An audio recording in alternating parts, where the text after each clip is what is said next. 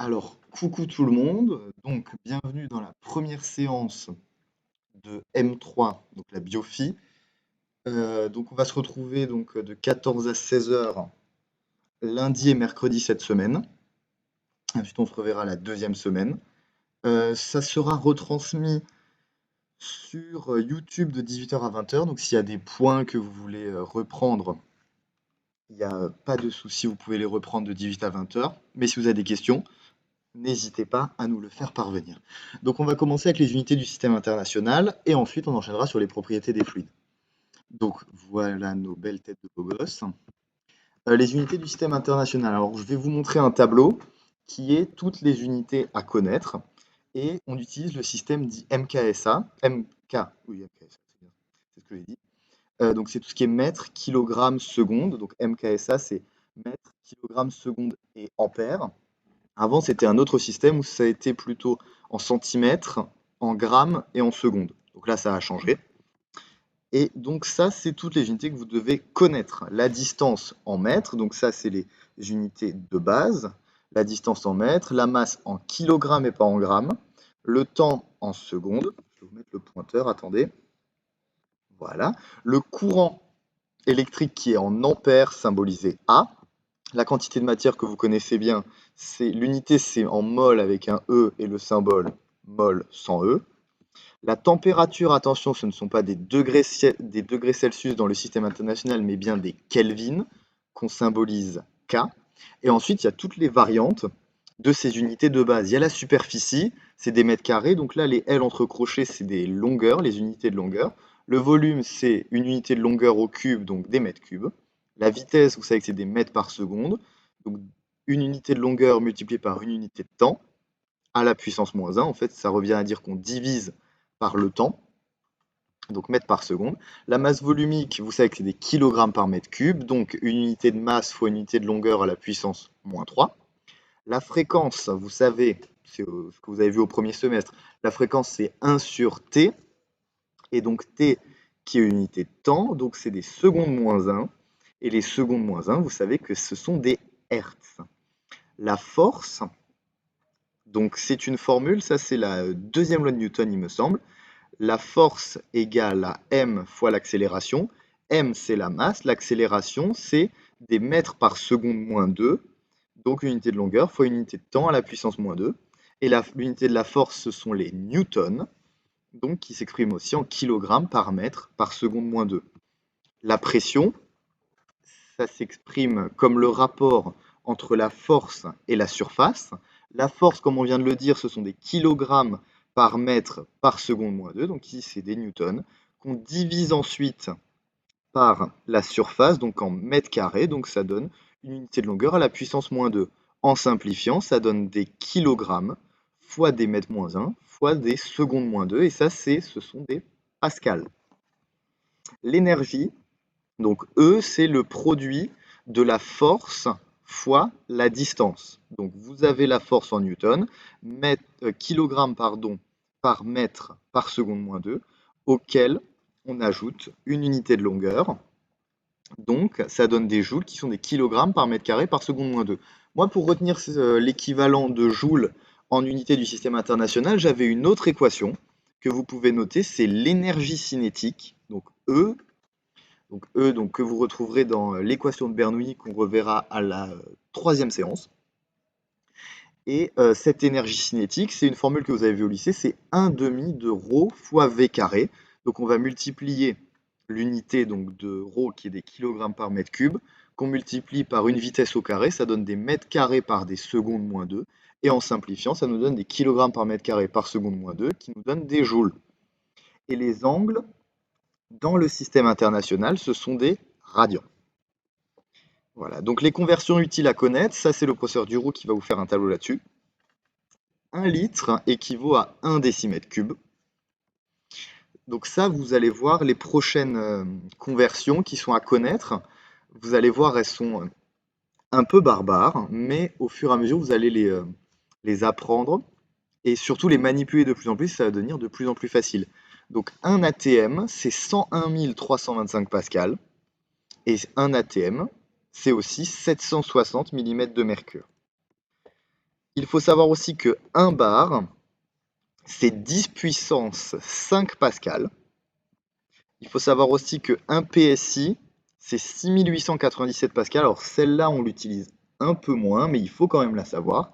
C'est donc 6897 pascal.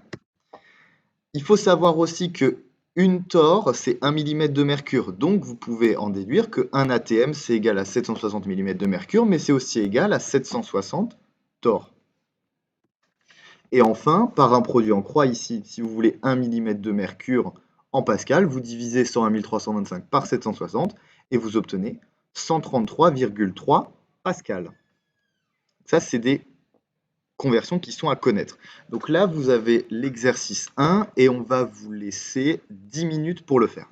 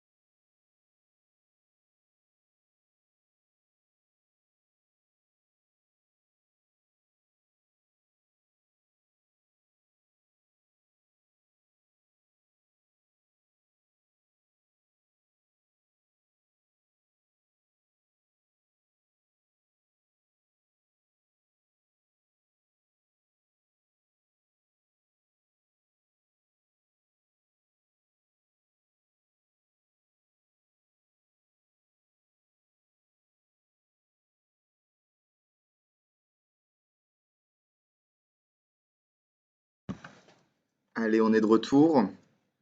Est-ce que ça s'est bien passé pour vous? Bon, je pense que oui. Bon, allons-y. Donc déjà, premièrement, il faut que vous connaissiez cette formule, c'est que 1 mètre par seconde, ça fait 3,6 km par heure. Ça, c'est une conversion que vous avez vue au lycée, et inversement. Donc, pour passer de 2020 mètres par seconde en km par heure, vous multipliez par 3,6 et vous obtenez 7272 km par heure. Voilà. On rappelle que dans une heure, il y a 3600 secondes. Et donc, puisque 3,6 km par heure, c'est 1 mètre par seconde, pour passer de 2020 km/h en mètres par seconde, cette fois, au lieu de multiplier par 3,6, on va diviser par 3,6 et vous obtenez 561,1 mètres par seconde. Donc voilà, pour rappel, pour passer de mètres par seconde en kilomètres par heure, c'est x 3,6 et dans l'autre sens, vous divisez cette fois par 3,6. C'est des conversions de base, mais quand on se trompe, c'est assez chiant. Donc ensuite, un an, il y a combien de minutes dans un an? Dans un an, il y a 365 jours. Dans un jour, il y a 24 heures. Et dans une heure, il y a 60 minutes. Donc en faisant le produit de ces trois valeurs-là, vous obtenez... non, donc ça, c'est pas dit. Et donc pour 2020 années, vous multipliez par cette formule ici. Et vous obtenez donc, en termes de minutes, vous obtenez 1,062 x 10 puissance 9 minutes. Vous savez ensuite, on a vu précédemment que 1 Hertz, c'est 1 seconde moins 1. Ça, c'est aussi quelque chose que vous avez vu au premier semestre.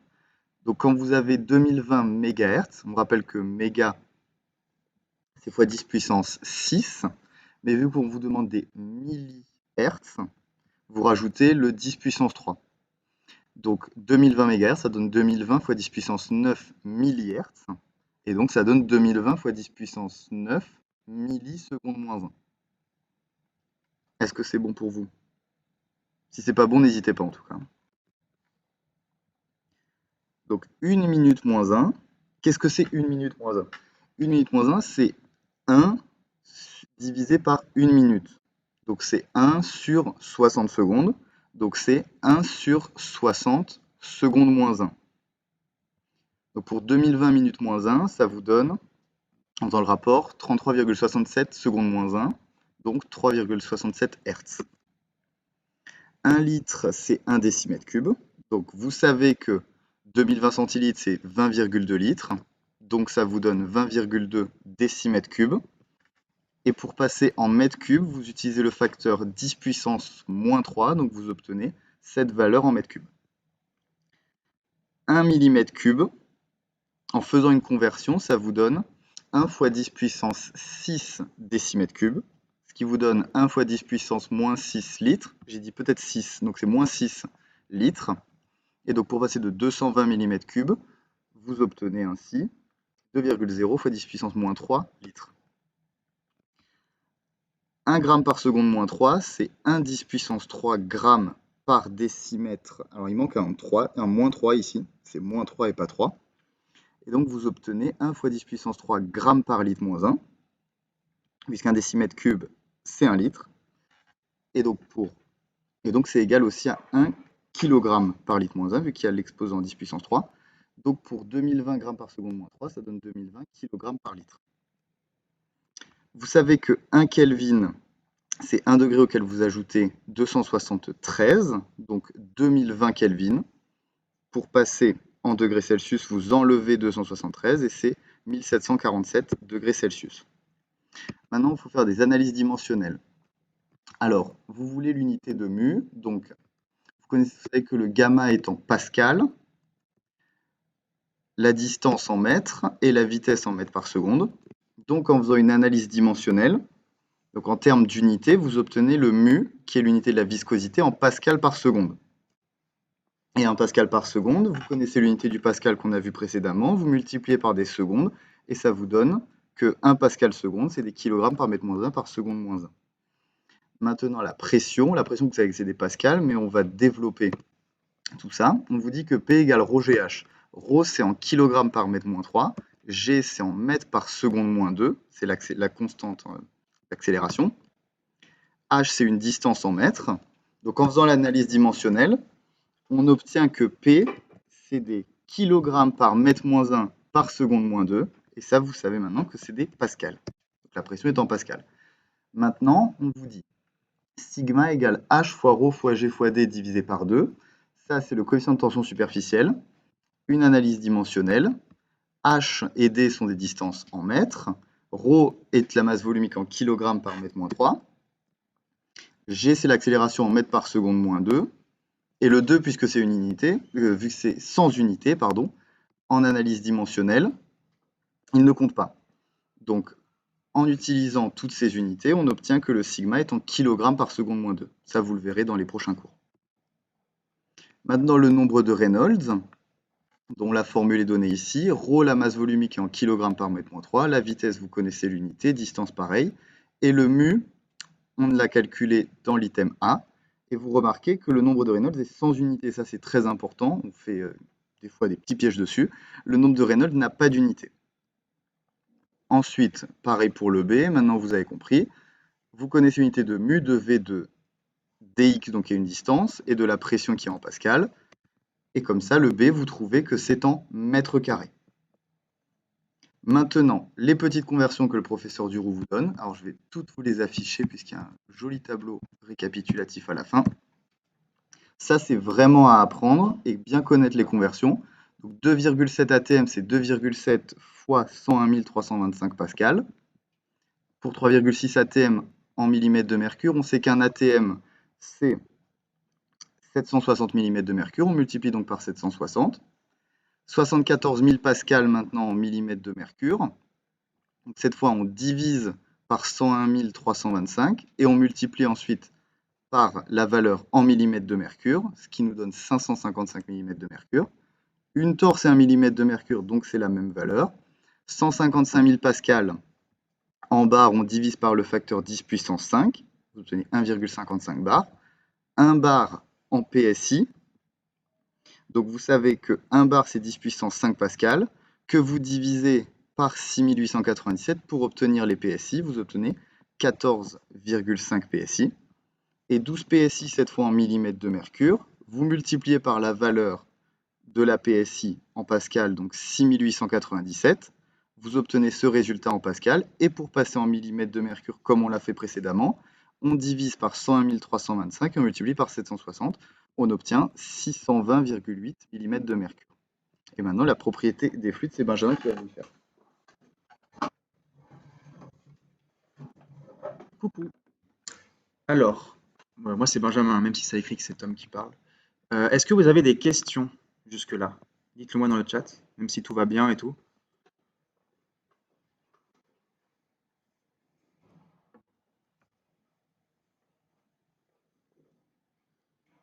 Jusque-là, tout va bien? Parfait. Bon, si tout va bien pour tout le monde, alors on va enchaîner et on va parler propriétés des fluides. Alors d'abord la masse volumique, qu'est-ce que c'est? Alors c'est le rapport entre une masse de matière homogène M, c'est-à-dire une masse, et le volume V qui est occupé par cette masse. En gros, ρ, c'est M sur V. C'est en kilogrammes par mètre cube, puisqu'on prend la masse en kilogrammes sur un volume qui est en mètre cube, donc ça fait des kilogrammes par mètre cube. Après quelques petites conversions, comme Tom vous les a fait voir tout à l'heure, 1 gramme par centimètre cube, c'est 10 puissance 3 kg par mètre cube, c'est 10 puissance 3 grammes par litre. 1 kg par mètre cube, c'est 1 gramme par litre. L'eau, c'est très important, ça tombe, on l'utilise tout le temps dans toutes les formules presque. L'eau, c'est 1000 kg par mètre cube. Le mercure, c'est très souvent utilisé aussi, c'est 13 600 kg par mètre cube. Et le sang, c'est 1020 kg par mètre cube. Donc seule la masse volumique de l'eau est à connaître, les autres vous sont donnés, mais vous allez tellement les utiliser qu'à force vous les connaîtrez. Alors maintenant la densité, c'est le rapport entre la masse d'un corps et celle d'un même volume d'eau ou d'air pour les gaz. En gros, c'est le rapport entre la masse volumique de l'élément, qu'on a calculé avec les formules qui étaient données tout à l'heure, et la masse volumique d'un élément de référence. Pour les liquides, on utilise ρ de l'eau, même si c'est écrit ρ de l'air, attention ici, c'est une erreur, et ρ de l'air pour les gaz. Donc la densité, c'est le ρ, notre masse volumique de ce qu'on cherche, de l'élément qu'on nous donne, sur le ρ0 qui est l'élément de référence. C'est la masse sur le volume, sur une masse sur un volume. Donc comme on divise des kilogrammes par mètre cube par des kilogrammes par mètre cube, tout s'annule, et c'est une grandeur sans unité. Donc, petit rappel, la valeur de la masse volumique en grammes par centimètre cube, c'est la même valeur que la densité. Puisque, comme on fait un rapport et que celle de l'eau, c'est 1000, si on divise quelque chose par 1000, si on est en kilogrammes par mètre cube, sauf que si on est en grammes par centimètre cube, la masse volumique de l'eau, c'est 1. Donc si on divise par 1, c'est la même chose. On enlève juste les unités. On se retrouve avec une valeur de masse volumique en grammes par centimètre cube qui est la même que celle de la densité. Alors la viscosité. En gros, c'est la résistance d'un fluide en mouvement à l'écoulement. Par exemple, quand il est dans un tuyau. C'est les forces de frottement qui sont exprimées en newton, c'est une force, opposée au sens du mouvement. La viscosité mu, elle est exprimée en pascal secondes, ça connaît par cœur, et attention ici, c'est des pascals fois des secondes, c'est pas des secondes moins 1. Et ça c'est très important la viscosité. Donc c'est un coefficient de proportionnalité entre la force motrice, c'est AV0 sur E, le professeur Duroux vous fera la démonstration. Voilà, la formule elle est là, bon, vous en faites ce que vous voulez. En gros c'est la force de frottement égale une force motrice, donc après vous avez des formules qui s'annulent pour trouver surtout A fois taux.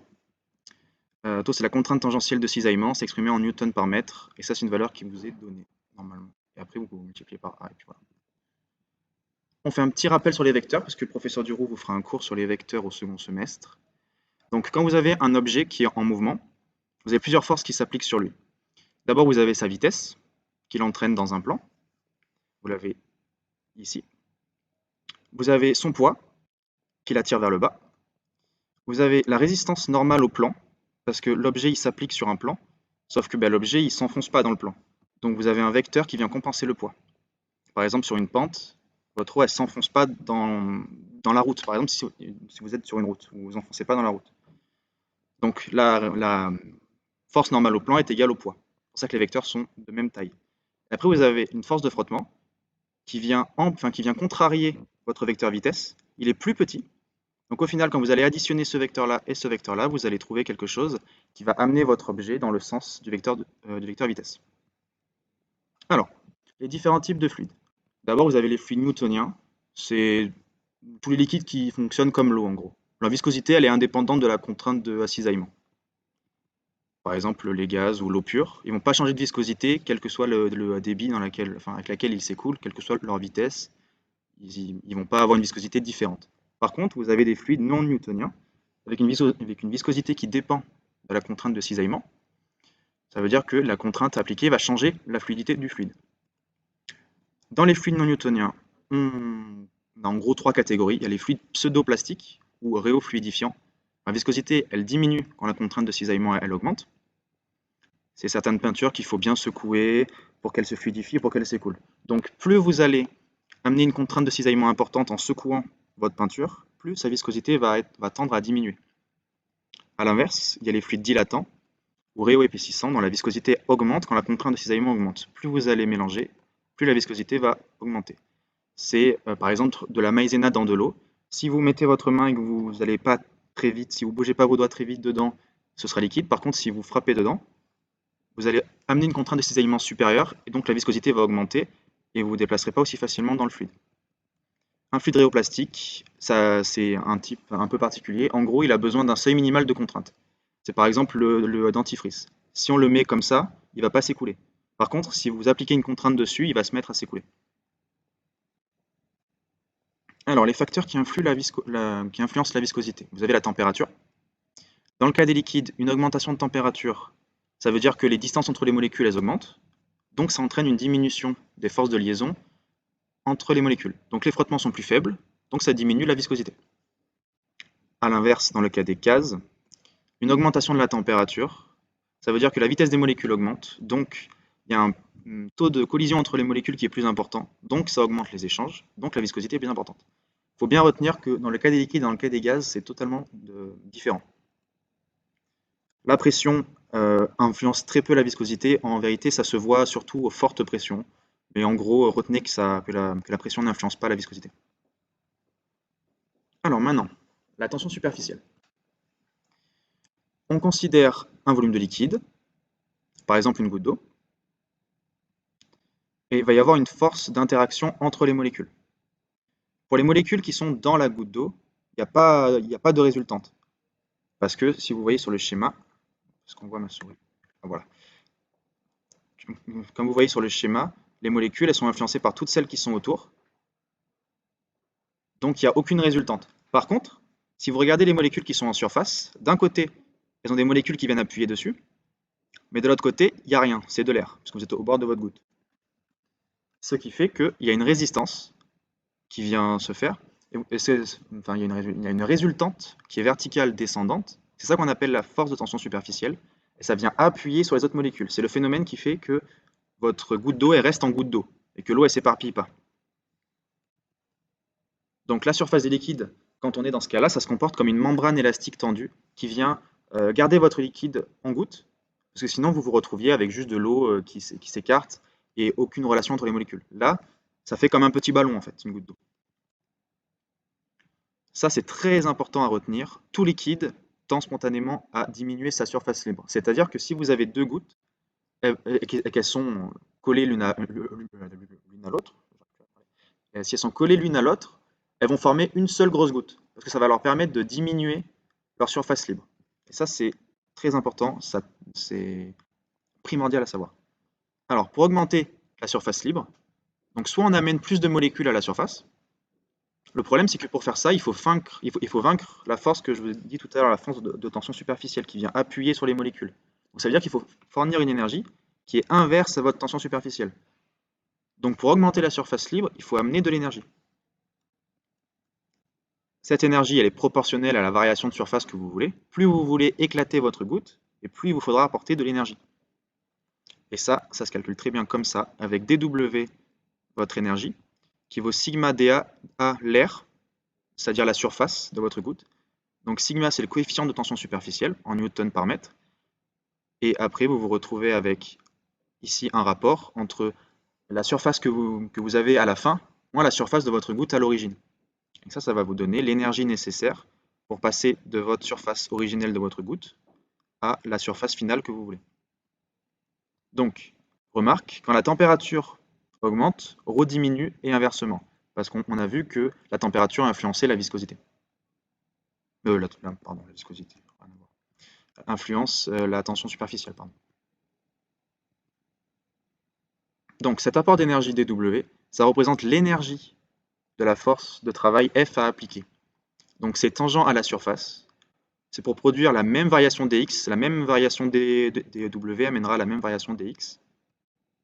Et ça se représente avec un schéma comme ça, où pour augmenter la surface, il faut amener une force. Et après, vous pouvez calculer dx qui va vous permettre de calculer de combien vous avez augmenté après la surface de votre goutte. Ici, c'est pas une goutte, mais c'est pareil. Donc dW vaut sigma dA, et ça vaut F dx. Sigma dA, on l'a vu tout à l'heure. Et la F dx, c'est la force que vous amenez fois dx, votre changement de longueur, ici. Vous vous retrouvez donc avec sigma fois L fois x qui vaut F dx. Sigma L, parce que, en gros, pour passer de là à là, vous avez dA, et dA, vous pouvez le décomposer en L fois dx. Parce que ici, la surface, c'est dx ici, fois la longueur ici. L, ça représente la longueur ici. Donc, vous avez dA qui vaut L dx. Et à partir de là, vous vous retrouvez en supprimant les dx avec F qui vaut sigma L. Alors tout ça, ça peut vous paraître un peu compliqué, mais à force de le voir et de voir les démonstrations du professeur Duroux, ça vous paraîtra normal. Mais là, on va un peu vite, c'est la pré-rentrée, c'est normal. Alors, un petit point sur la pulvérisation. Donc, on pulvérise un volume d'un liquide de coefficient de tension superficielle sigma, et on veut pulvériser ce volume qu'on a, en gros c'est une grosse goutte, et on veut en faire plein de petites gouttes de rayon R, donc ça veut dire qu'on veut augmenter notre surface finale.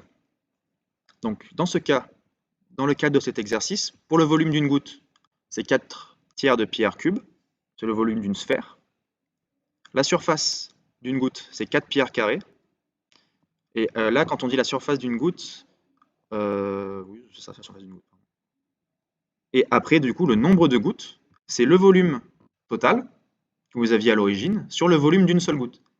Parce que le nombre de gouttes fois le volume d'une seule goutte, vous allez trouver le volume total. Parce qu'en gros, il n'y a pas de variation de volume. La seule chose qui varie, c'est la surface. Donc la surface finale, c'est la surface d'une goutte fois le nombre de gouttes.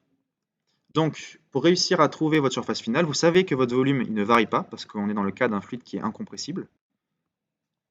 Donc vous savez que V tot sur V goutte, ce sera toujours votre nombre de gouttes. Il n'y a pas de variation du volume, ni total, ni du volume d'une goutte.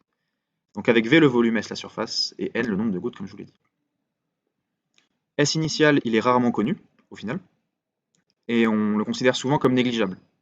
Parce que normalement, il faudrait faire une variation de la surface, sauf qu'on si on considère qu'on a tellement amené de surface que le rapport des deux est vraiment négligeable devant la surface finale. Voilà, c'est ce que je vous disais. Donc dW devrait valoir sigma surface finale moins surface initiale, sauf qu'on considère que surface initiale est négligeable. Donc on se retrouve avec dW qui vaut sigma fois S finale. Donc dans les exercices, en gros, ce qui vous sera demandé, on va vous donner le volume d'une goutte, on va vous donner le rayon de la goutte, en général, vous aurez calculé sa surface. À partir de là, vous aurez votre volume total, vous aurez le volume d'une goutte, vous allez calculer votre nombre de gouttes. À partir de là, vous allez déduire la surface finale. On va vous donner sigma dans les données. Et à partir de là, vous allez retrouver dW. C'est comme ça que se corrigent les exercices, en gros. Une formule qui peut servir, le volume total, c'est la surface finale fois R sur 3. Et ça, c'est déduit des formules qui sont ici.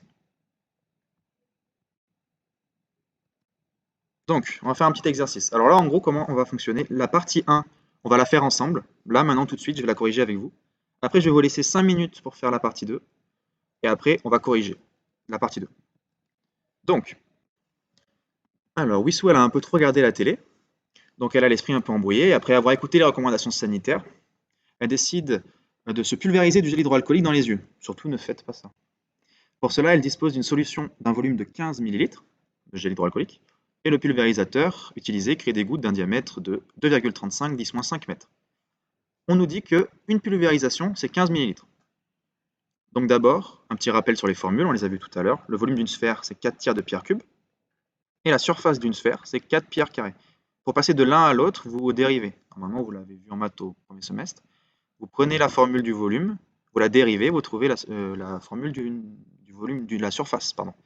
Ça peut être utile si vous savez faire. Si vous ne savez pas faire, retenez les formules. Donc voilà, ça c'est ce que je vous disais. La partie guidée, la partie 1, on va la faire ensemble. Alors, combien de gouttes sont créées à chaque pulvérisation? On va reprendre notre formule. On sait que le nombre de gouttes, c'est le volume total sur le volume d'une goutte. Le volume total, on le connaît. Le volume d'une goutte, c'est 4 tiers de pierre cube. Attention, ici, c'est bien un cube, à ne pas mettre de carré, parce qu'on cherche un volume. On fait l'application numérique, on avait toutes les données. Le volume total, on le connaît. 4 tiers de pi, c'est une constante. Là-dedans, on fait bien attention, parce qu'on cherche le rayon. Il nous était donné le diamètre, donc on divise par 2. Et on met à la puissance 3, et on trouve 2,2 10 puissance 9 gouttes. Attention, voilà ce que je vous disais, le diamètre de la goutte était donné dans l'énoncé. Nous, ce qu'on veut, c'est le rayon ici. En plus, on convertit en mètres cubes, en sachant que 1 ml, ça vaut 1 10-6 mètres cubes pour le volume total. Pour harmoniser les unités. Si en bas, on a des mètres, en haut, il nous faut des mètres cubes. Donc, trouver la surface totale recouverte par les gouttes lors d'une pulvérisation. On sait que la surface finale, c'est le nombre de gouttes fois la surface d'une goutte. Le nombre de gouttes, on vient de le calculer. Et maintenant, la surface d'une goutte, c'est 4 pi r carré. La surface finale augmente quand on pulvérise. Le volume total, il est toujours constant.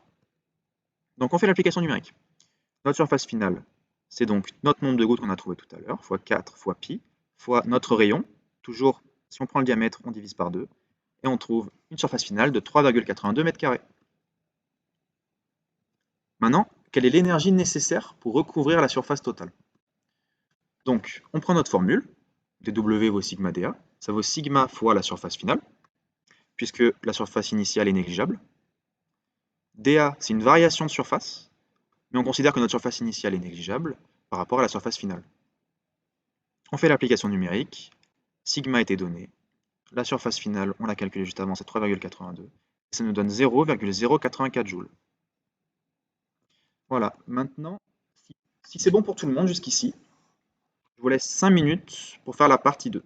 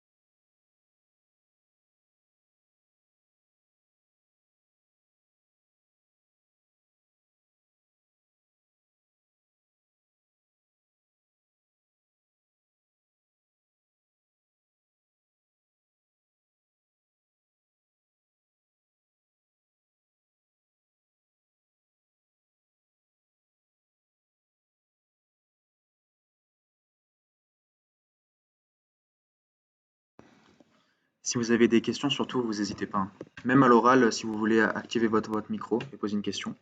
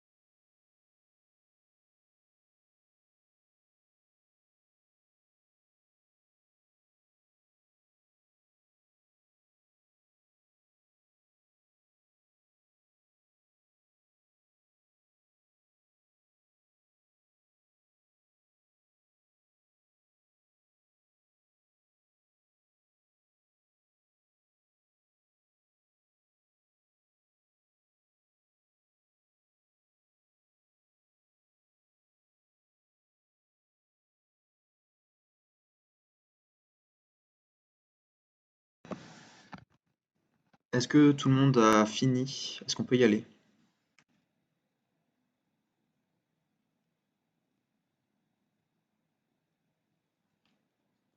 Répondez-moi, me laissez pas tout seul. Ouais? Ouais, c'est bon. Bon, eh ben nickel. Allez, let's go. Alors, pour la partie 2, on avait quelques données. On avait notre variation d'énergie qui était de 1,2 joule. On avait notre coefficient de tension superficielle à 0,055 newtons par mètre. On avait le rayon qui était de 1,48 10-5 mètres. Et il fallait trouver le volume total de liquide dans le vaporisateur. Donc là, il fallait faire le chemin inverse. Alors, on fait un raisonnement en plusieurs étapes. On va faire un tableau rappelant toutes les formules dans l'ordre. Donc, le nombre de gouttes, puis après la surface finale à partir du nombre de gouttes, et à la fin, l'énergie nécessaire à partir de la surface finale. On va devoir remonter à notre volume total en partant de la formule de l'énergie nécessaire. L'énergie nécessaire, c'est dW, c'est sigma fois S final, et à partir de là, on va remonter au volume total qui est dans la formule du nombre de gouttes. Et tout ce qui est entouré en rouge, là, dW et sigma, on a les données. Donc ça, on n'a pas besoin de le calculer. Maintenant, il va juste falloir trouver notre surface finale pour pouvoir remonter juste au-dessus. Alors, premièrement, on va trouver notre surface finale, c'est dW sur sigma. puisque dW c'est sigma S final. Donc juste en balançant de l'autre côté notre sigma, on trouve S final au dW sur sigma. On fait notre application numérique, puisque les deux nous sont donnés, et on trouve une surface finale de 21,8 mètres carrés. Ensuite, on peut maintenant retrouver notre nombre de gouttes, puisqu'on a la surface finale, et la surface d'une goutte, on va la calculer, puisqu'on connaît son rayon. La surface finale, on vient de la calculer, et la surface d'une goutte, c'est 4 pi fois le rayon au carré, le rayon nous était donné. Et ça fait 7,92 10 puissance 9 gouttes. Ensuite, on va pouvoir accéder au volume total maintenant. On sait que le volume total, c'est le nombre de gouttes fois le volume d'une goutte. Donc c'est égal au nombre de gouttes fois 4 tiers de pi r cube. On fait l'application numérique. Le nombre de gouttes, on vient de le calculer, c'est 7,92 10 puissance 9. 4 tiers de pi. Et ensuite, 1,48 10 puissance 5, ça c'est le rayon d'une goutte, au cube. On trouve un volume total de 1,075 10 moins 4 mètres cubes. Important, la formule du volume d'une sphère, 4 tiers de pi r cube, ça c'est très important et vous allez la voir tellement souvent qu'à force vous la connaîtrez. Et maintenant on va passer avec Tom sur l'arrachement. Allez, me revoilà. Encore une fois, si vous avez des questions, n'hésitez pas. On est là pour vous répondre. Pas de questions? Bon, ben, on enchaîne. Alors maintenant, l'arrachement. Donc le principe de l'arrachement, c'est facilement visualisable si vous avez un schéma en tête pour voir en fait les forces qui sont en présence. La notion centrale, c'est la force de tension superficielle. Donc, pour la mettre en évidence, on va réaliser donc deux schémas. Un, on va avoir un poids qui sera en contact avec un liquide et un autre après contact. Le premier montage il va être simple et à l'équilibre et on va juste mettre en jeu les forces de poids et de contrepoids qui vont être égales pour être à l'équilibre. Donc c'est ce schéma-là. On a un poids et un contrepoids. En fait, vous imaginez comme s'il y avait une balance au milieu, enfin comme si c'était une balance en fait, avec un poids d'un côté et un contrepoids de l'autre. Vous avez le poids qui est entraîné par le poids, justement, qui a une force dirigée vers le bas, qui va avoir tendance à le faire descendre, et vous avez la force du contrepoids qui est exercée. En fait, le contrepoids, donc c'est une balance, hein, vous avez le poids qui va être attiré, mais vous avez le contrepoids qui va le contrebalancer. Donc vous voyez bien que le contrepoids va exercer une force qui sera ascendante, pour faire justement cet équilibre. Et ensuite, il y a un autre schéma, où cette fois c'est en contact avec un liquide. Et comme Benjamin vous l'a expliqué, il y a là la force de tension superficielle, qui est une force qui est dirigée vers le bas, qui va en fait attirer qui va avoir tendance à attirer le poids dans le liquide. Je ne sais pas si vous avez déjà fait l'expérience, moi je l'ai fait vu que j'aime bien faire tout ce que le professeur Duroux nous demande. Il nous dit, quand vous mettez une paille à la surface de l'eau, vous allez avoir l'impression que la paille elle se fait aspirer. Et en fait, c'est ça la force de tension superficielle, elle va avoir tendance à aspirer ce poids. Du coup, la force ici du contrepoids, elle ne sera pas suffisante et donc le poids, lui, il va être aspiré. Donc ça, c'est ce que je viens de vous dire.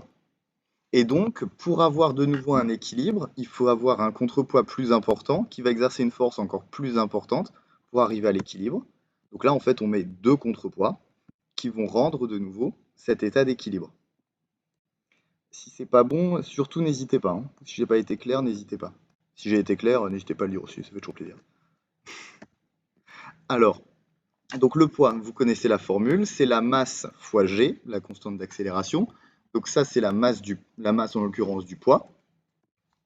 Ensuite, le contrepoids, là, donc c'est aussi une force en newton, donc c'est la masse fois g, mais la masse, c'est la masse du contrepoids, vu que la force, elle est exercée par le contrepoids, donc on prend en compte la masse du contrepoids.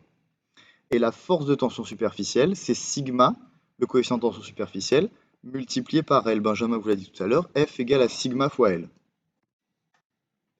Dans le cas d'une lame, L, c'est égal à 2L. En fait, c'est ce qui est en contact. En fait, c'est plus dans le cas même d'une aiguille. Une aiguille, elle est posée, et donc il va y avoir deux contacts. En fait, un contact antérieur et postérieur. Et pour l'anneau, c'est 4 pi r. Donc vous savez que le périmètre d'un anneau, enfin d'un cercle, c'est 2 pi r. Et quand vous avez un anneau, donc il y a une surface, enfin un périmètre intérieur et un périmètre extérieur, c'est une bague, hein. Et donc vous avez 4 fois pi r, donc 2 fois 2 pi r. Est-ce que c'est bon pour les 2L et 4 pi r? Enfin, si c'est pas bon, dites-le moi, dans le chat ou par audio. Bon, ça a l'air clair. Si c'est pas clair, n'hésitez pas à nous le redire, hein, il n'y a pas de souci là-dessus. Et maintenant, on va faire pour l'exercice 3 la partie guidée. Bon, bah, si c'est carré, tant mieux, on continue. Donc la partie guidée, je la fais avec vous, et l'autre, vous la ferez tout seul. Donc, dans un premier temps, on a un montage avec une balance. D'un côté, un anneau de 33 grammes de rayon de 12 cm, et de l'autre, un contrepoids, et le montage est à l'équilibre. Donc, c'est le montage qu'on a fait tout à l'heure, où il n'est pas pris en compte le contact avec l'eau, donc c'est juste poids et force du contrepoids. Dans un second temps, on modifie le montage pour que l'anneau touche la surface de l'eau, et on met un nouveau contrepoids de 56 grammes pour maintenir le système à l'équilibre et mettre en évidence, vu qu'on est en contact avec le liquide, le phénomène de tension superficielle. Donc maintenant, pour le premier schéma qui est là, pour le schéma, vu qu'on est en contact avec un liquide, on va avoir le poids qui va, donc c'est la force du poids qui va tendance à le faire partir vers le bas, la force du contrepoids qui est opposée, et la force de tension superficielle qui, elle aussi, va vouloir attirer le poids au fond de l'eau.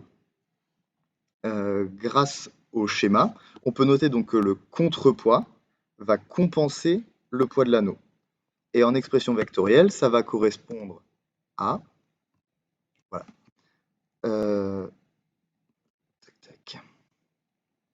Oui, donc concernant le premier schéma, là on est dans le deuxième schéma. Attendez, je vous remonte le premier schéma, c'est celui-là. Quand on parle du premier schéma, c'est celui-ci sans contact.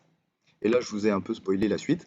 Donc c'est le deuxième, ça c'est le deuxième schéma quand il y a un contact. Donc là, sans contact, le poids et plus la force de contrepoids, ça donne un vecteur nul. Ça c'est le principe d'inertie de Newton. Quand un système est immobile, c'est que la somme des forces qui s'exercent dessus est nulle. Donc le poids plus la force de contrepoids, ça donne un vecteur nul. Ainsi, on peut dire que la force du poids de l'anneau et la force du contrepoids sont de même grandeur, mais de sens opposé. Le poids est dirigé vers le bas, la force du contrepoids en haut.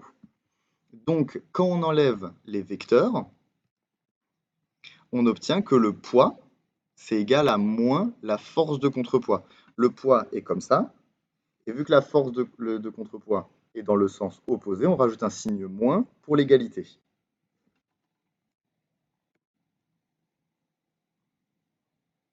C'est pas la bonne touche. Le schéma est bien à l'équilibre, mais vu que ça touche pas, c'est le premier schéma, il n'y a pas de phénomène de tension superficielle. Quelle force s'exerce sur le second montage? Donc en plus du poids et du contrepoids, il va y avoir la force de tension superficielle qui est dirigée vers le bas, comme pour le poids.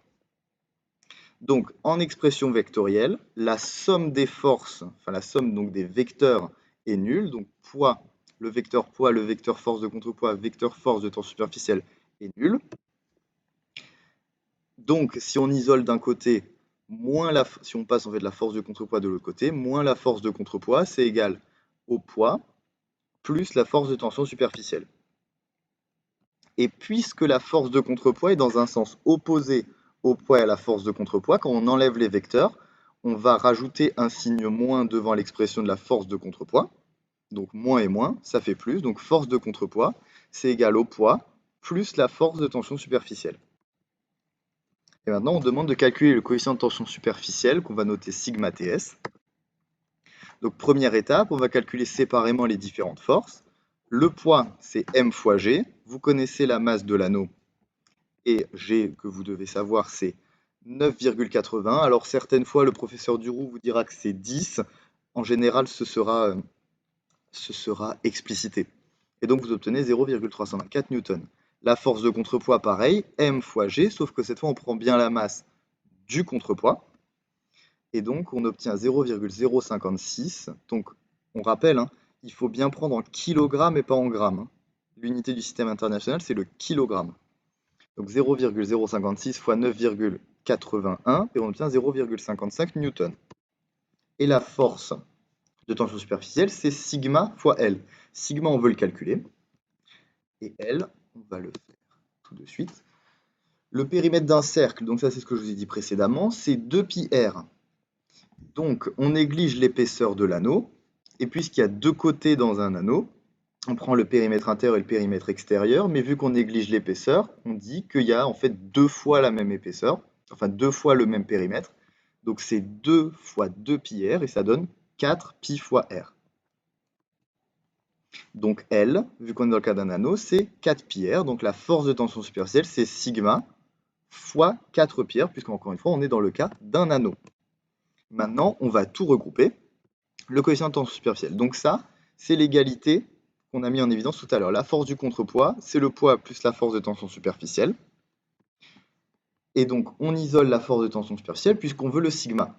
Donc, force de tension superficielle, c'est force du contrepoids moins le poids. Sigma fois 4πr, c'est égal à la force du contrepoids moins le poids qu'on a calculé précédemment. On isole le sigma en divisant par 4πr et on obtient que sigma vaut 0,15 newton par mètre. Et donc maintenant, c'est à vous de jouer, à moins que vous ayez des questions. Ah oui, on vous donne l'énoncé. Et est-ce que vous avez des questions?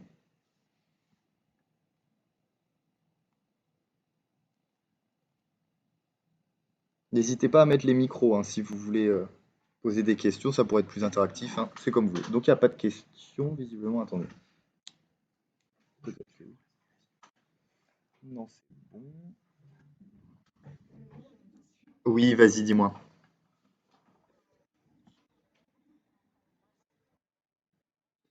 Ouais, alors ça, je vais te l'expliquer. Alors attends, on va revenir sur la diapo,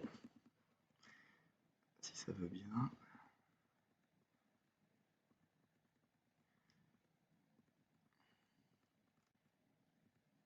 En fait, il faudrait peut-être plus parler d'une aiguille, bon, peu importe. En fait, le coefficient, enfin la tension superficielle, elle va s'exercer sur les bords en fait, de chaque objet. Donc pour l'anneau, c'est deux fois donc, le périmètre, mais la lame, en fait, enfin l'aiguille, si c'est dans le cas d'une aiguille, enfin si c'est une lame, il faut prendre le périmètre. Donc deux fois la longueur plus deux fois la largeur. Et dans le cas d'une aiguille, en fait, les largeurs, elles sont nulles.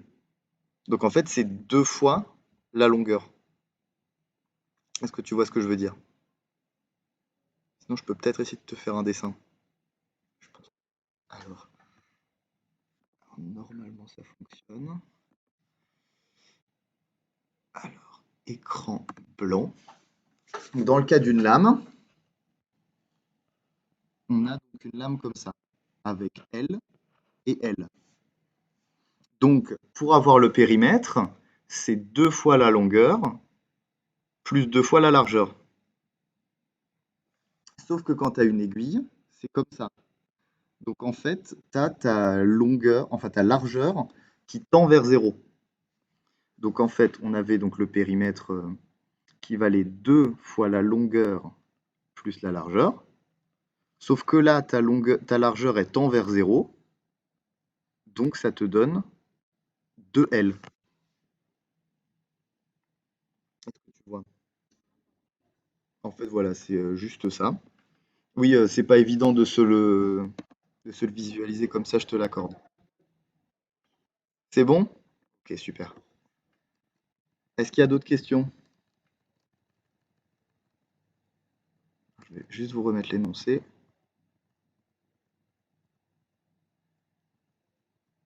Pas de questions? Bon, bah super. Alors, je vous remets l'énoncé et vous avez 5 minutes.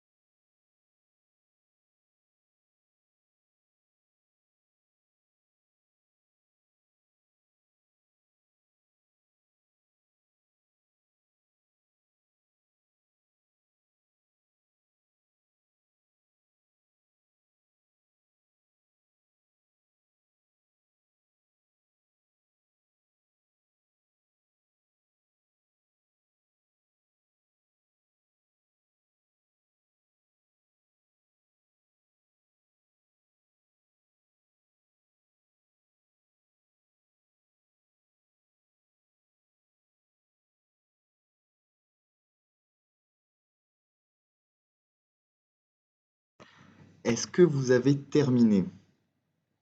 Et est-ce qu'on peut y aller?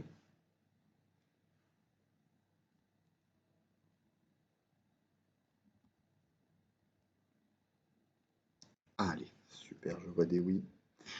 On y va. Donc alors attendez, je vous remets le pointeur. Voilà. Donc là, vous aviez un bel énoncé que je vous laisse lire chez vous. De toute façon, vous l'avez déjà lu, mais bon, ce qui est intéressant, important ici, c'est ce qui est là. On a une lame de longueur 4 cm et qui pèse 44 grammes. Et on met en place un système qui permet de maintenir cette lame à la surface de l'eau, à la limite de l'arrachement, donc avec un contrepoids de 80 grammes. Donc là, vous avez des belles photos. Donc maintenant, vous faites votre plus beau schéma qui synthétise cette situation. Donc, on vous dit que c'est à la limite de l'arrachement. Donc, le poids, il est vraiment à la surface de l'eau. Donc, puisqu'il est en contact avec l'eau, il y a la force de tension superficielle qui entre en compte. Le poids est bien sûr la force du contrepoids, comme d'habitude. Maintenant, calculez la force de tension superficielle, puis en déduire quel tuteur sera choisi pour aider Naruto à transporter son visage. Donc, tout d'abord, il faut faire un bilan des forces. Donc, d'après le schéma, on voit que la force de tension superficielle est verticale descendante, donc il va attirer cette lame vers le bas. Le poids de la lame, c'est aussi une force verticale descendante, et le contrepoids, lui, il est opposé. C'est une force de traction ascendante, puisqu'elle va tirer la lame vers le haut. Donc, en résumé, donc, la première à être placée, c'est la force de tension superficielle, c'est sigma fois L, puisqu'on est dans le cas d'une lame, L égale 2L, comme j'ai expliqué tout à l'heure à Emma. Et donc, la force de tension superficielle, c'est sigma fois 2L. Le poids, c'est M fois G. Et la force du contrepoids, c'est la masse du contrepoids fois G. Encore une fois, j'insiste bien, masse du contrepoids. Maintenant, on va projeter ça, nos forces, sur un axe ascendant.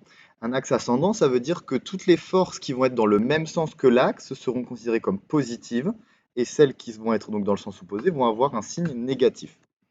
Donc, le bilan des forces, somme des forces égale 0, mais quand on va mettre ça sur l'axe ascendant, puisque le poids est dans le sens opposé, on lui rajoute un moins, puisque la force de contrepoids est dans le même sens, signe positif, la force de tension superficielle est dans l'axe descendant, donc un signe moins. On isole la force de tension superficielle, c'est la force du contrepoids moins le poids. La force de tension superficielle, c'est la force du contrepoids, donc masse du contrepoids fois G, moins le poids, donc la masse de l'anneau, non, c'est d'ailleurs la masse de la lame, multipliée par G.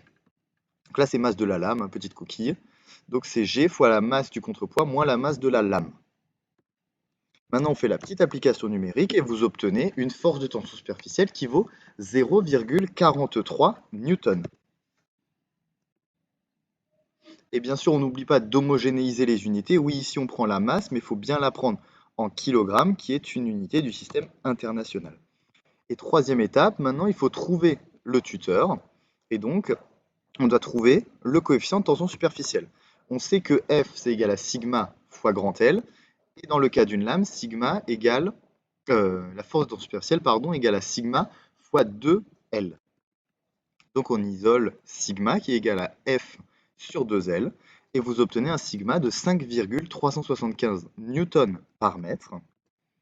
Et donc, on a trouvé que la personne qui va répondre à ces conditions, c'est Wissal, notre ref bien-aimé. Et maintenant, je vous laisse avec Benjamin pour la surpression.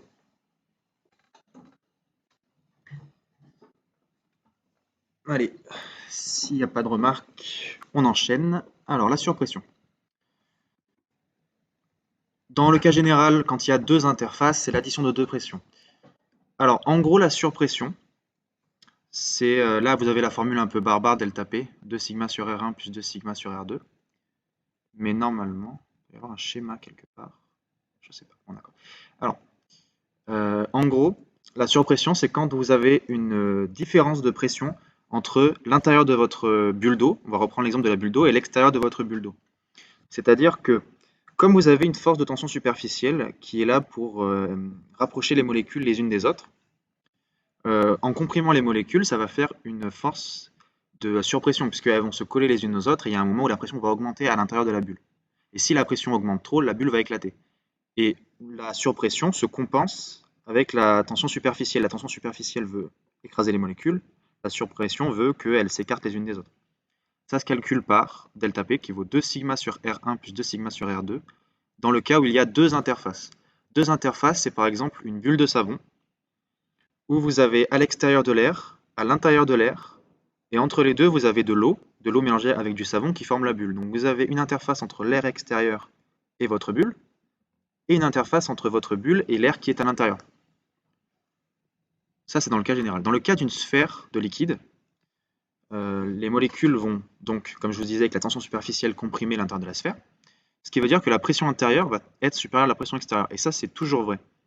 Grâce à votre tension superficielle, la pression qui est dans votre bulle, elle est toujours supérieure à celle de l'extérieur. Donc, on parle de surpression, c'est notre delta P, c'est la pression intérieure moins la pression extérieure. Et ça se calcule par la loi de Laplace, donc delta P vaut 2 sigma sur R. Dans le cas d'une bulle, il y a deux interfaces, mais dans le cas d'une goutte d'eau, il n'y a qu'une seule interface entre votre liquide et l'extérieur. Donc, cas d'une bulle de savon, deux interfaces de surpression. Ah voilà, il est là le schéma que je voulais. Vous avez de l'air à l'extérieur, vous avez de l'air à l'intérieur, il y a du liquide qui forme votre bulle.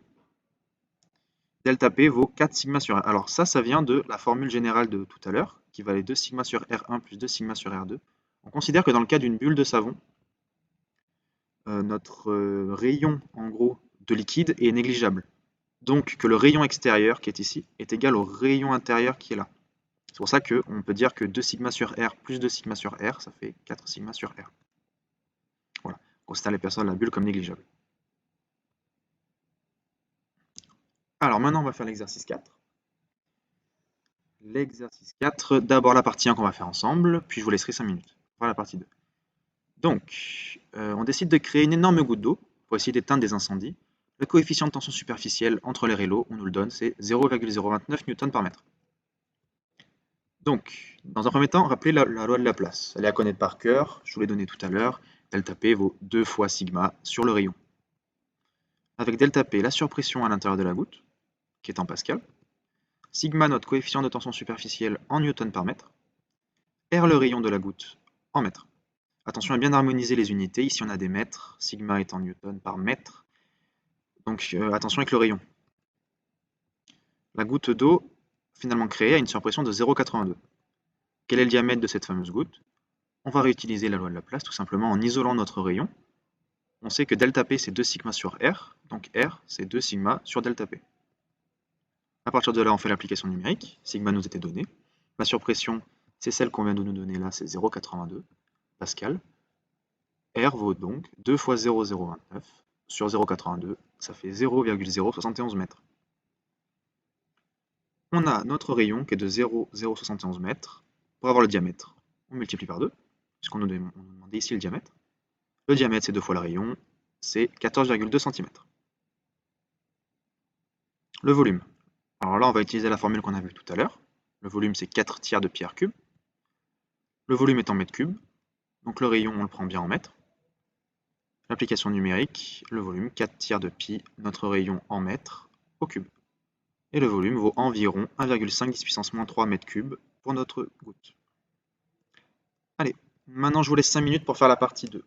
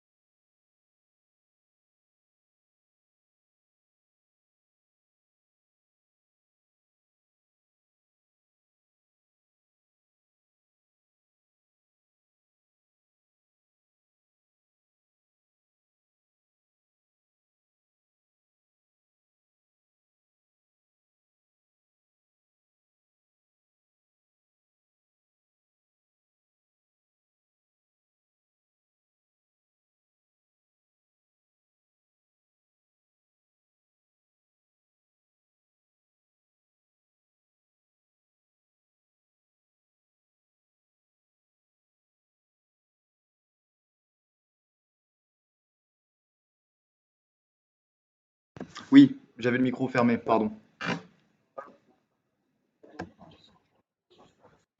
Oui, dis-moi.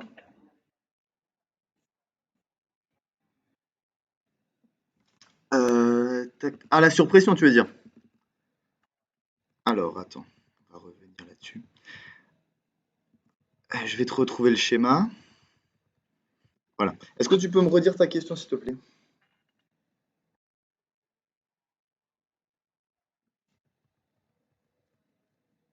Ici?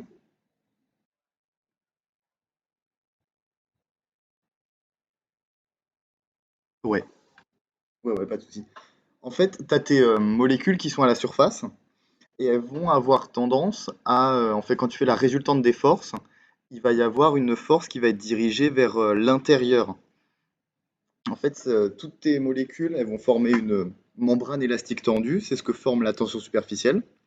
Et en fait, toutes les molécules à la surface, elles vont avoir tendance à vouloir rentrer pour diminuer le volume de cette bulle. Et en fait, ça va entraîner un phénomène de pression qui va être dirigé vers l'intérieur de la bulle. C'est pour ça qu'on te dit que la pression à l'intérieur de la bulle est plus grande qu'à l'extérieur. En fait, toutes ces molécules de la bulle, elles vont tendre à faire une grosse surpression à l'intérieur de ta bulle. Voilà. C'est bon, c'est plus clair pour toi? Ok, super.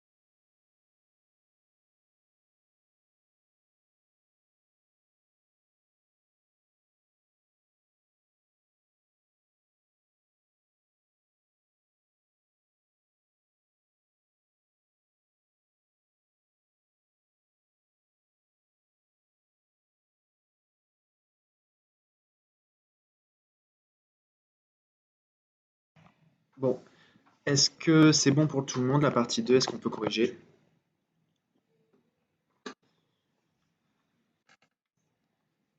Eh ben allez, let's go alors. Donc, tac, tac, tac, tac, tac, je vais arrêter de dire donc, je le dis beaucoup. On veut faire une énorme bulle de savon ici, autour de Géant Koala, afin de décoller. Enfin, bon, bref. Du coup, on veut juste faire une énorme bulle de savon, et pour cela, on construit une bulle de 6 cm de diamètre. On considère qu'on néglige l'épaisseur de la bulle. Le coefficient de tension superficielle entre l'air et le savon, c'est 0,075. Dans un premier temps, on va rappeler la formule de la surpression avec deux interfaces. Et ensuite, on va dire quelle est la surpression exercée dans la bulle. Rappelez la formule, donc là, voilà, c'est la question 1 toujours. On est maintenant en présence d'une bulle de savon. Ça veut dire qu'il y a deux interfaces. Il y a une première interface entre l'air extérieur et le savon, et une seconde interface entre le savon et l'air intérieur. La formule de la surpression, c'est delta P, 2 sigma sur R1 plus 2 sigma sur R2, avec ici, en rouge, le rayon de la bulle, en bleu, en bleu cyan, le rayon extérieur, qui va jusque là, et le rayon intérieur qui vient jusqu'ici. Avec voilà l'épaisseur de la membrane, avec R1 le rayon intérieur, R2 le rayon extérieur. Dans l'énoncé, on nous dit que l'épaisseur de la bulle il est négligeable. Donc on peut dire que R1 ça vaut R2, ça vaut en gros R. Donc la formule, delta P, 4 sigma sur R, de 2 sigma sur R1 plus 2 sigma sur R2. La surpression, il ne reste plus qu'à appliquer la formule ci-dessus, en faisant bien attention à prendre notre rayon en mètres de la bulle, et donc de ne pas prendre le diamètre. Ainsi, delta P, 4 fois sigma, sigma qui était donné, sur le rayon, ça nous donne 10 pascal. Ici, c'est l'exemple d'une goutte d'eau. C'est juste un schéma pour vous faire voir les forces qui s'appliquent, la tension superficielle, la surpression. Ici, dans le schéma de la goutte d'eau, une seule interface, delta P vaut 2 sigma sur R. Quand c'est une bulle, 4 sigma sur R. L'exemple de la bulle de savon, 4 sigma sur R, avec deux rayons. Maintenant, on va faire l'ascension capillaire, la loi de Jurin. Je vais vous laisser avec Tom pour faire tout ça.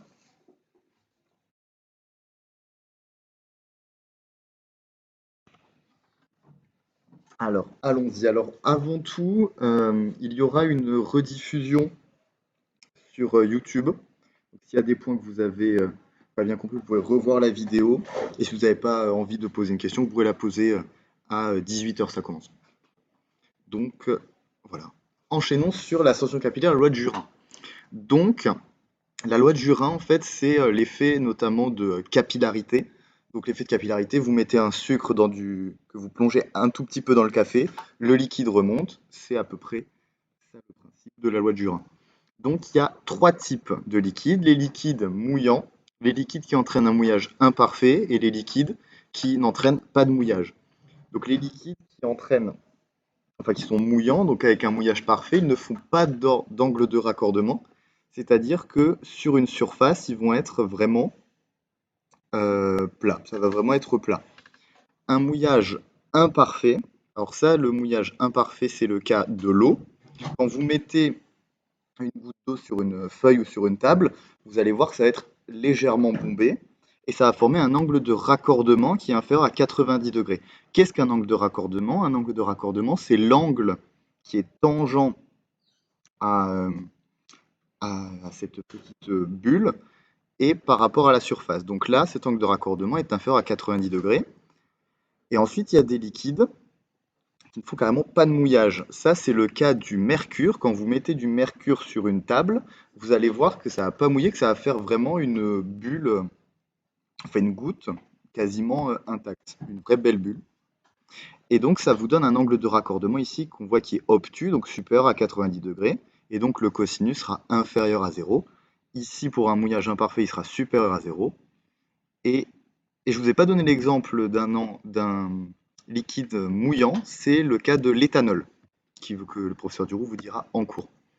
Donc, dans le cas d'une lame de verre ou de métal dans un liquide mouillant, la force de tension superficielle, donc c'est cette force de tension superficielle qui va provoquer une ascension du liquide. Je vous l'ai dit tout à l'heure avec tout ce qui était en contrepoids. Quand vous mettez un poids ou une lame en contact avec un liquide, ça va avoir tendance à vouloir l'aspirer. Mais si vous tenez cette lame et que vous l'empêchez d'être aspiré, c'est le liquide qui va être forcé de monter sur les parois. Donc ça, dans le cas d'une lame, c'est ce qu'il se passe. Pardon. Donc quand on parle d'une lame, il s'agit donc d'une lame qui est plongée à la verticale dans le liquide. Dans le cas général, la force de tension superficielle, c'est sigma fois L. L, la longueur sur laquelle s'applique la force. Et ici, donc, la force va s'appliquer sur les deux côtés de la lame. Donc c'est pour ça qu'on dit que la force de tension superficielle, c'est sigma fois 2L. C'est ce que j'ai expliqué précédemment. Donc là, c'est ce que je vous disais. Ici, il va y avoir la lame et le liquide qui va monter de part et d'autre de cette lame. Et en fait, la lame, puisque la force de tension superficielle, c'est une force verticale descendante, la lame va être aspirée par le liquide, et le liquide, lui, va monter le long des bords de cette lame, sur les bords de cette lame. Donc un mouillage parfait pour deux lames, donc cette fois qui sont côte à côte, plongées à la verticale. Donc puisqu'on est dans un mouillage parfait, il ne va pas y avoir d'angle de raccordement. Donc vous allez avoir deux lames qui vont être côte à côte et le liquide qui va monter. Donc ça, le schéma va être expliqué tout à l'heure. Le liquide qui va être à l'intérieur, ah voilà, le liquide ici qui est à l'intérieur, il va s'étaler le long du solide en étant parfaitement parallèle. Donc c'est-à-dire d'un côté, ça va monter, de l'autre côté, ça monte, et au milieu, il y aura une élévation de ce liquide d'une hauteur h. Ça, pareil, je faisais l'expérience de la paille. Si vous avez une paille transparente chez vous, vous la plongez dans l'eau et vous allez voir qu'à l'intérieur de la paille, le liquide il sera un peu surélevé par rapport à la surface. En fait, c'est cette longueur, cette distance h. Et il y a une formule à savoir que le professeur Duroux, il me semble, va vous démontrer en cours, c'est que h, cette hauteur-là, c'est égal à 2 fois sigma sur ρ la masse volumique fois g fois d, et d c'est la distance entre les lames. Et quand il y a un angle de raccordement, donc ça c'est le cas pour un liquide qui mouille imparfaitement ou un mouillage où il n'y a pas de mouillage en fait.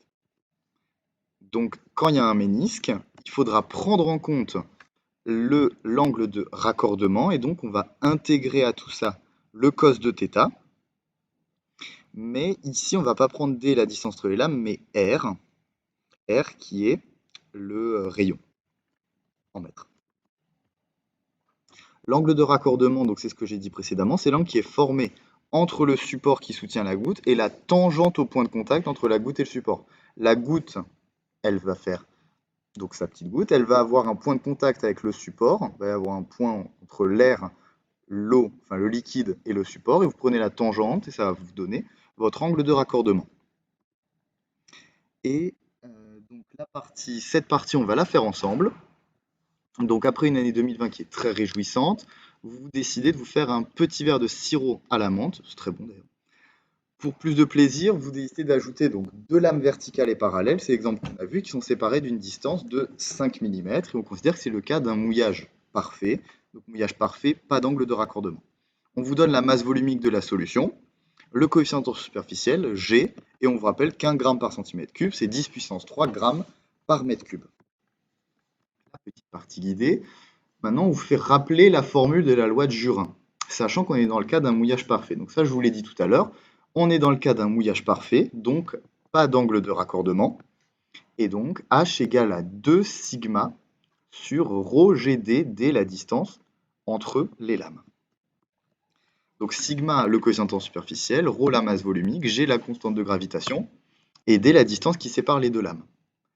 Maintenant, quelle est la hauteur d'ascension du liquide? Donc on veut le H, donc on applique cette loi de Jurin. Et donc en application numérique, donc on vous a donné le sigma. La masse volumique, on doit bien la mettre en kilogrammes par mètre cube, donc on fait une conversion. Le G, vous le connaissez, et la distance, on la met bien en mètres, il y avait 5 mm, donc 5 fois 10-3 mètres. On obtient une hauteur de 1,42 fois 10-3 mètres, donc une hauteur de 1,42 mm.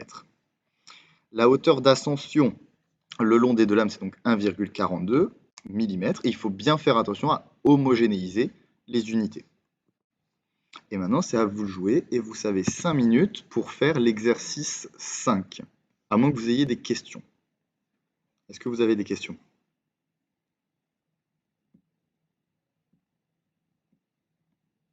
Non, c'est clair. Bon, bah super. Si vous avez des questions, n'hésitez pas.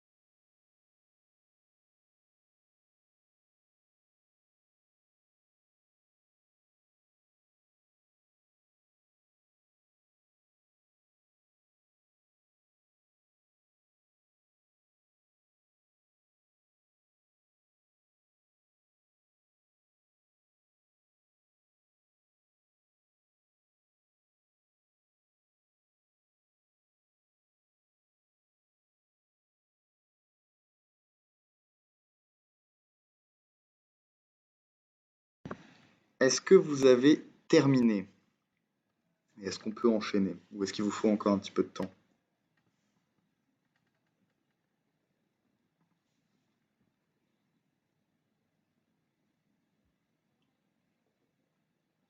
Oui, oui, c'est bon? Ok. Donc bah, on va enchaîner. Donc partie 2. Donc là, vous plongez un capillaire de 20 mm de diamètre dans un liquide de masse volumique rho 0,78 g par centimètre cube. Et c'est un mouillage imparfait. Donc qui dit mouillage imparfait, retenez bien que ça veut dire angle de raccordement. Ici, donc de 39 degrés.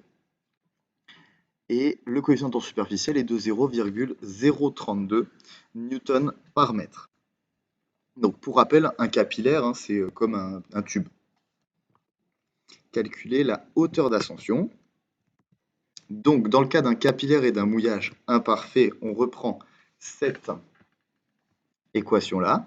Donc H égale à 2 sigma sur ρgr fois cos de θ qui est l'angle de raccordement. Donc là, on a tout ce qu'il faut. R, c'est le rayon du capillaire. Sigma, c'est l'angle de raccordement entre liquide et capillaire. On fait notre application numérique. On fait bien attention à homogénéiser toutes les unités. Donc ρ, bien à prendre en kilogrammes par mètre cube. Et le R en mètres. Donc ça nous donne une hauteur de 6,5 x 10-4 mètres, soit 0,65 mm.